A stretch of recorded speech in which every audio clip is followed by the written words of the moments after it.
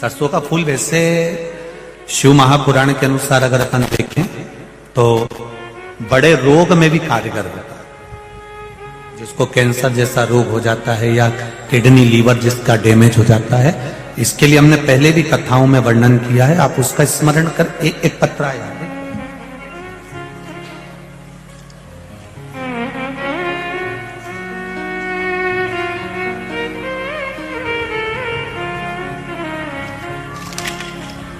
तेरी कृपा बिना नहीं भी लेते श्वास तेरी कृपा से तनु तनु गंगाधार मुक्ति द्वार ओमकार तू भोले ओमकार तू आयो शरण तेहारी शंभो तार तार तू। बखान क्या भगवान की शरणागति में रहकर हजारों वर्ष तक माता वीणा वादिनी ने, माता सरस्वती ने श्री सैलम पर तप किया। इसलिए आज भी हम जब श्री सैलम के पर्वत पर मल्लिकार्जुन भगवान का दर्शन करने जाते हैं तो मंदिर में प्रवेश करने से पहले श्री सैलम के शिखर पर, श्री सैलम पर्वत की सबसे ऊंची चोटी पर माता वीणा वादनी का, माता सरस्वती की मूर्ति विराजमान है और उसके पास में नटराज की मूर्ति विराजमान है। यह हमको सीख देती है कि हमने बाबा की भक्ति को धारण किया, हमने बाबा की भक्ति को धारण किया। ये सीख दे रही, शिव कथा कर रही, भगवान शंकर का गुणगान कर रहा है कि हम विद्वान ना बने, हमें क्या बनना है? जम के बोलो जरा, विद्यावान बनना। और विद्यावान बनने में सबसे बड़ी चीज होती है कि हमारी नम्रता, हमारा झुकना, प्रणाम करना। हनुमान जी महाराज को विद्यावान गुणी अति चातुर कहा गया, उनकी विद्या की प्रबलता। शिव कथा का देवऋषि नारद को भगवान ने 6 सूत्र दिए। इन 6 सूत्र को नारद जी अगर तुम धारण कर लोगे तो तुम्हारा अभिमान अपने आप चला जाएगा और तुम शिव तत्व को प्राप्त कर लोगे। वो 6 सूत्र दिए गए। पहला सूत्र है सिर पर त्रिपुंड लगाना नारद। और अगर त्रिपुंड से वंचित हो जाओ तो पंचाक्षर मंत्र, पंचाक्षर मंत्र कौन सा? जम के बोलिए जरा, नमः शिवाय। बोलो जरा अच्छे से, नमः शिवाय। ये नमः शिवाय पंचाक्षर मंत्र है। ओम नमः शिवाय षडाक्षर मंत्र है। ओम नमो भगवते वासुदेवाय ये 12 अक्षर मंत्र है। राम 2 अक्षर का मंत्र है। कृष्ण 2.5 अक्षर का मंत्र है। जब कभी मौका मिल जाए देवऋषि नारद, जब आपका चित्त, जब आपका मन, जब आपकी वृत्ति दिल से भगवान की भक्ति में डूबे तब पंचाक्षर मंत्र का जाप करिए। नमः शिवाय, नमः शिवाय, नमः शिवाय, नमः शिवाय। इस पंचाक्षर मंत्र का जाप करिए। और जब आप अक्षर मंत्र से भी आप वंचित रह जाएं तो एक काम करिए, अपने गले में रुद्राक्ष धारण कर लीजिए। एक रुद्राक्ष धारण करने वाला जीव अगर अचानक प्राणों को त्याग भी देता है तो उसको लेने के लिए यमदूत नहीं आते, स्वयं महादेव आते हैं। नंदी स्वयं महादेव। एक रुद्राक्ष धारण करने वाला, रुद्राक्ष कोई साधारण नहीं होता। उस रुद्राक्ष की महत्वता को हम जाने। रुद्राक्ष को आज के जमाने में तो खैर सब जगह रुद्राक्ष मिल जाते हैं, प्राप्त हो जाते हैं, पर हम तो कहेंगे कभी योग लगे। भाई वैसे तो अभी सीहोर में रुद्राक्ष वितरण बंद है, पर कभी जीवन में अगर योग लगे और रुद्राक्ष जब वितरण होंगे, रुद्राक्ष जब बांटे जाएंगे, तो अभी तो रुद्राक्ष वितरण बंद है। केवल जो रोगी व्यक्ति होते हैं, रोगवान होते हैं, उनका फाइल देखकर, उनकी जांचें देखकर वहां से रुद्राक्ष दे दिया जाता है। पर कभी योग लगे, वैसे तो तारीख रखी है लगभग शायद 16 फरवरी से है, 16 16 फरवरी से 22 फरवरी सीहोर कुबेरेश्वर धाम पर रुद्राक्षोत्सव रहेगा। वैसे तो समय पर प्रयास पूरा है रुद्राक्ष बांटने का। तो रुद्राक्ष जब मिले आपको सीहोर का, प्राप्त हो जाए कुबेरेश्वर बाबा का रुद्राक्ष, तो प्रयास करिएगा, उसको संजो कर रखिए, संभाल कर रखिए। कभी रोग में, बीमारी में, तांबे के कलश में उसको गला दीजिए, पानी शिव जी को चढ़ा दीजिए, उस जल का आचमन करिए, उसको अपने पास रखिए, संजो कर। और आपके घर में जो रुद्राक्ष है उसको भी आप भगवान की अविरल भक्ति में धारण करें। ऐसा नहीं है कि आप जो रुद्राक्ष धारण कर रहे हैं, रुद्राक्ष पहन रहे हैं, वो हल्का है। रुद्राक्ष रुद्राक्ष होता है, उसकी भक्ति धारण करें। नारद जी, ये तीसरा सूत्र है। मान लो त्रिपुंड नहीं लगा सकते, पंचाक्षर मंत्र का जाप नहीं कर सकते, तो रुद्राक्ष धारण करो। अगर रुद्राक्ष धारण नहीं कर सकते तो शिव कथा को सुनने के लिए जाना प्रारंभ करो। कम से कम यह तो कर सकते। और नारद जी, अगर शिव महापुराण की कथा भी नहीं सुन सकते तो फिर 5वें नंबर का जो सूत्र बताया है कि शिव महापुराण की कथा की चर्चा अगर तुम्हारे कानों तक चली जाए तो कम से कम, जैसे ही हमको मालूम पड़े कि शिव पुराण, तुमने अखबार खोला, अखबार में पढ़ लिया शिव महापुराण की कथा हो रही है, तो एक बार मुख से श्री शिवाय नमस्तुभ्यम या पंचाक्षर मंत्र या षडाक्षर मंत्र या राम नाम, कृष्ण नाम, 12 मंत्र, कुछ भी अपने मुख से भगवान का धारण कर लो। अर्थात इसको कहते चिंतन करना। थोड़ा सा चिंतन शिव पुराण का कर लो। ये 5वां सूत्र। और सुनो नारद जी, अगर ये 5 सूत्र भी आपसे ना बने, आप सुन लो इंदौर वालों जरा अच्छे से, और जितने लोग आस्था चैनल पर सुन रहे हैं, जितने फेसबुक यूट्यूब पर सुन रहे हैं, मान लो ये 5 सूत्र भी आपसे नहीं बन रहा है, त्रिपुंड नहीं लगा सकते, रुद्राक्ष नहीं पहन सकते, कथा नहीं सुन सकते, पंचाक्षर मंत्र का जाप नहीं कर सकते, शिव महापुराण कथा का चिंतन नहीं कर सकते, तब कहा ये कुछ भी ना हो तो देव ऋषि नारद 1 लोटा जल भरकर शिव को समर्पित करना प्रारंभ कर दीजिए। शिव मिल जाता है, शंकर प्राप्त हो जाते हैं, भगवान शिव की भक्ति प्राप्त हो जाती है। ये 6 सूत्र देव ऋषि नारद को भगवान विष्णु ने शिव महापुराण में वर्णन किया। जब नारद जी के भीतर अभिमान आ गया उस जगह पर, और ये अभिमान को समाप्त करने के सूत्र बताने के साथ में एक बड़ा सुंदर प्रसंग हमारे यहां पर आ जाता है। महाराज,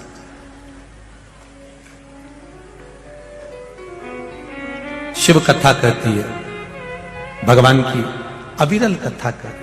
इन 6 सूत्र में से एक सूत्र भी अगर आपने अपनी जिंदगी में धारण करा है, अपने जीवन में अगर उतारा है, और मेरा विश्वास करता है आप कोई सूत्र धारण करे चाहे ना करे, सारी समस्या का हल,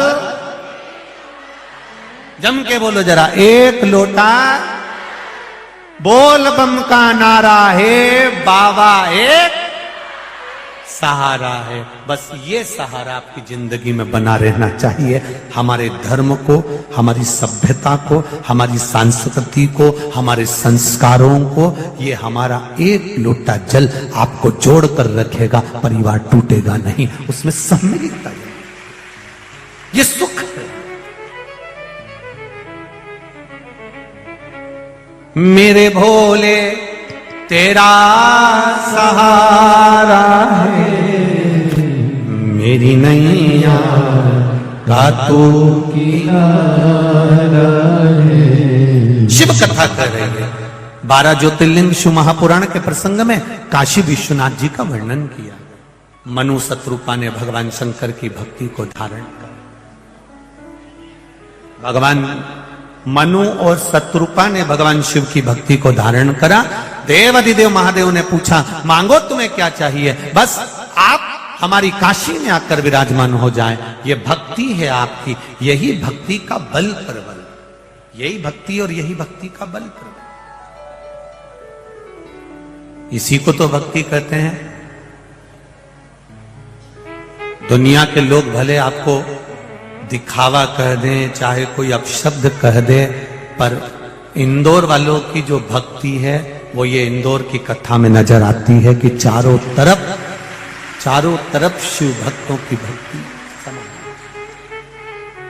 मैं साधुवाद धन्यवाद दूंगा आदरणीय संजय जी शुक्ला जी को, और खूब खूब इस व्यासपीठ से आशीर्वाद भी दूंगा कि आप ऐसे ही सनातन धर्म की ध्वजा को आगे बढ़ाते हैं। बहुत बहुत ऐसी ही शिव भक्ति आपके भीतर रहे और सबको संजो कर ऐसे ही आप सत्संग संकीर्तन भगवती स्मरण करते रहे। ये शिव तत्व भगवान मौका दे तो उस मौके का आनंद लेते हुए भगवत स्मरण का चौका लगा ही देना चाहिए, तो आनंद की अनुभूति हो जाती है। मौका दे भगवान तो करो। शिव कथा कर रही मनु और शत्रुपा के कहने पर भगवान शंकर काशी में आकर विराजमान हो जाते हैं। अगला जो वर्णन स्मरण कराया गया वो त्र्यंबकेश्वर बाबा का कराया गया। गौतम बाबा जो विद्या में परिपूर्ण है, जिनकी भक्ति के बल पर परमात्मा ब्रह्मा विष्णु महेश प्रकट हो जाते हैं, वो साधारण नहीं है।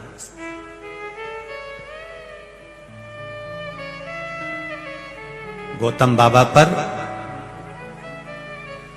अब जरा विचार करिएगा, जिन गौतम बाबा के कहने पर मां अंजना शिव जी का शिवलिंग का निर्माण करती हैं और उसकी पूजन करती हैं, और अंजना माता के गर्भ से संतान होती है।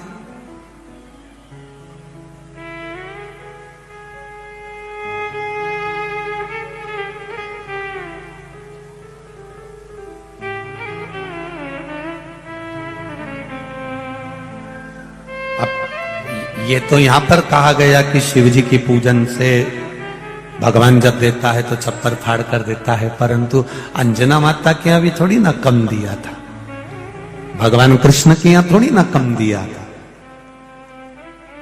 रानियों ने जितनी दिन भगवान कृष्ण की पटरानियों ने जितनी दिन भगवान शंकर का अभिषेक करा, एक एक रानी के गर्भ से 11-11 संतान हुई। माता अंजना ने जैसा माता अंजना ने शिव जी की आराधना करी, तो अंजना माता के गर्भ से भी एक संतान नहीं हुई। हनुमान, केतुमान, धृतिमान, मतिमान, वृत्तिमान, कितने? कोई एक नहीं हुआ। ये शिव कृपा, ये भगवान शंकर की उदारता।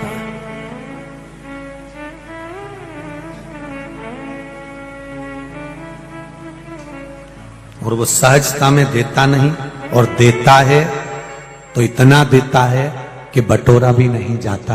ये उसकी कृपा है, ये उसकी करुणा। अब गौतम बाबा पर गौ हत्या का दोष लगा दिया। जब ईर्ष्या प्रकट होती है,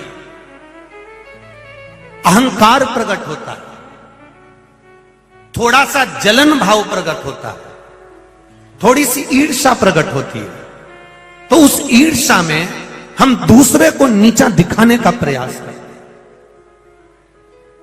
पर शिव पुराण एक बात बड़ी सुंदर कहती है।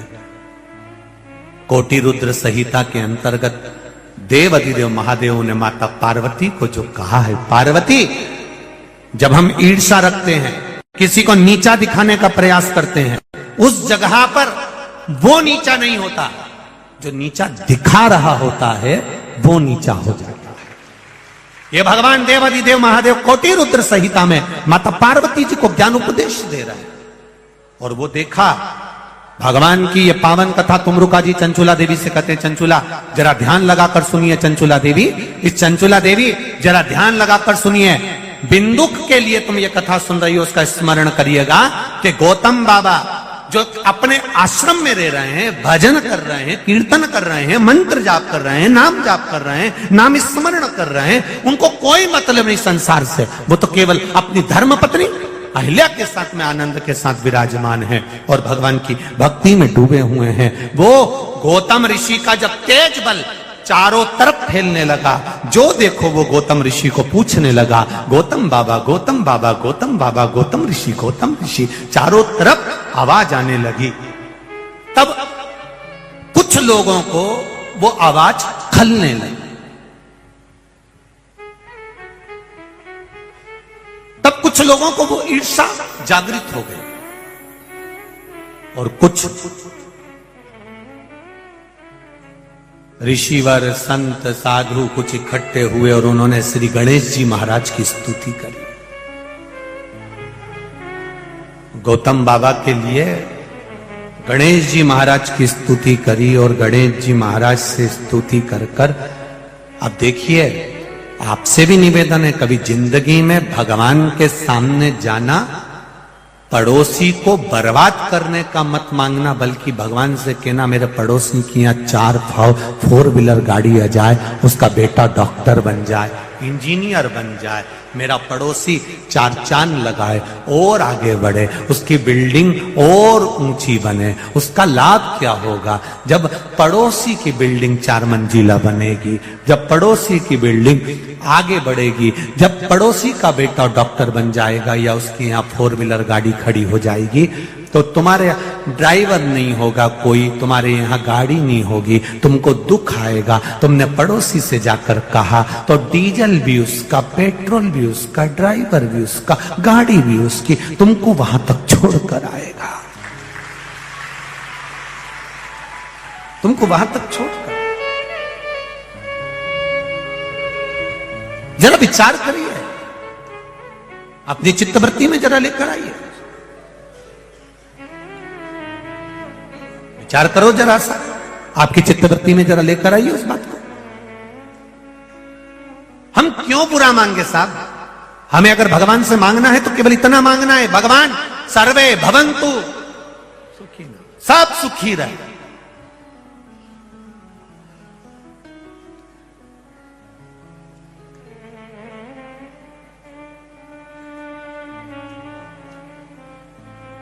ये कथा भले क्षेत्र क्रमांक 1 की कथा रही हो, संजय शुक्ला जी की मित्र मंडली ने कराई हो, पर यह कथा केवल क्षेत्र क्रमांक 1 की या श्री संजय जी शुक्ला जी की नहीं रही, ये पूरे इंदौर की कथा है, कि पूरे इंदौर। भले संजय शुक्ला मित्र मंडली कराए, भले क्षेत्र क्रमांक 1 में हो रही हो, पर जब सब जुड़ गए, हर एक व्यक्ति, आप जाकर देखो, इस रोड से जाओगे इतने स्टॉल लगे होंगे, कोई पोया बांट रहा है, कोई कचौड़ी बांट रहा है, कोई हलवा बांट रहा है, कोई चाय बांट रहा है। इधर से निकलोगे तो कोई चाय बांट रहा है, कोई हलवा बांट रहा है, कोई कचौड़ी बांट रहा है। रात के समय आकर देखो तो रात को लोग सेवा में लगे हुए, रात को 1 बजे तक तो मालूम ही नहीं पड़ता कि इंदौर है, सब घूम रहे, कहां जा रहे हैं? कथा स्थल पे जा रहे हैं। तो महाराज तो कथा 2 बजे से बाजता है, तुम रात को 12 बजे जाके क्या करोगे? कुछ नहीं, जो भूमि मिलेगी उस भूमि को प्रणाम कर कर आना है, जहां इतने शिव भक्त आए।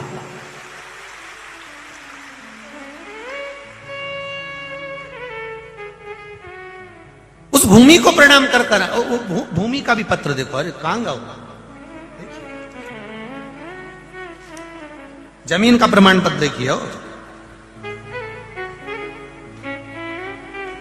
भूमि ये जननी है संस्कार, सभ्यता और संस्कृति की, इसलिए इसको भारत माता कहते हैं।